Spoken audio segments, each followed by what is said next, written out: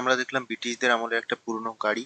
আর এরপর সারিনিধি ঘোরাতে চললো। আর এখানে 150 টাকায় শর্ট রাইড।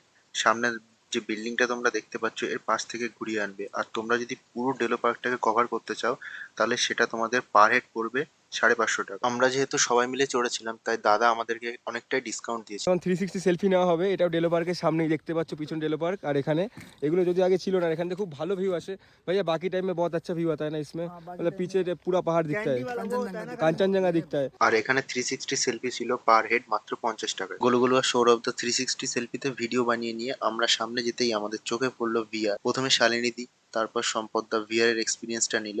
আর যেটার প্রাইস ছিল পার হেড মাত্র 100 টাকা। ডেলো পার্ক থেকে নিচে নামবার সময় আমরা আই লাভ কালিম্পং এর কিছু ছবি তুলে নিলাম। আর আমরা নিচে নামবার পরেও দেখলাম যে এখনো পুরোপুরি কুয়াশাতে আচ্ছন্ন আছে ডেলো পার্ক। 10 টাকা দিয়ে গোল করতে পারলেই 50 টাকা। বাট সম্পদদা পারলো না। এরপরে বল ছোড়া গেমটাও হেরে গেল।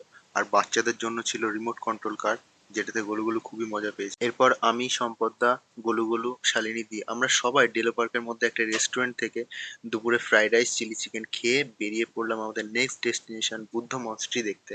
আমরা চলেছি বুদ্ধা পার্ক, মানে বুদ্ধা মনিস্ট্রি, বুদ্ধা মনিস্ট্রি বলা হয় এটাকে। চলো ভিতরে যাই। আর প্রচণ্ড ফগ দেখতেই পাচ্ছ। আর দেখতে পাচ্ছ বুদ্ধার মূর্তিটা খুবই সুন্দর।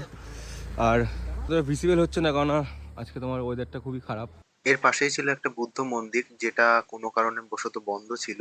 বুদ্ধ মনস্ট্রি থেকে বেরিয়ে আমরা সোজা আসলাম কালিম্পং মার্কেটে। আর এই মার্কেটটা তখন প্রায় বন্ধ হওয়ার মুখে, সেই জন্য আমরা বিশেষ কিছু কিনতে পারিনি। এখন এই রাত্রিবেলা আমরা যাচ্ছি, রাত্রি এখন কটা বাজে, 8:30 বাজে। এই রাত্রিবেলা আমরা পাহাড়ে উঠছি এখন, মানে লোকেশনে যাচ্ছি। আর রাস্তায় একদমই গাড়ি নেই, এই 2-1টা গাড়ি আসছে। আর আমরা যে কোথাও দাঁড়াবো কোনো একটা জায়গায় সেটার অপশনে পাচ্ছি না, রাত্রি 9টা বাজে। আর পাহাড়ে মোটামুটি 8টার মধ্যে সব জায়গার দোকানপাটি বন্ধ হয়ে যায়, অনেকটাই পিক আপ কম পাচ্ছি। পোড়া পোড়া গন্ধ, পোড়া পোড়া গন্ধ হালকা আসছে। বাট গাড়িতে বাচ্চা রয়েছে, মেয়ে রয়েছে, দাঁড়ানোর কোনো অপশানই নেই। ফাইনালি আমরা চলে আসলাম দ্য মুখিয়ান হোমস্টেতে। আজকের মতো এইটুকুই। দেখা হচ্ছে নতুন একটা ব্লগের সাথে নতুন একটা দিনে।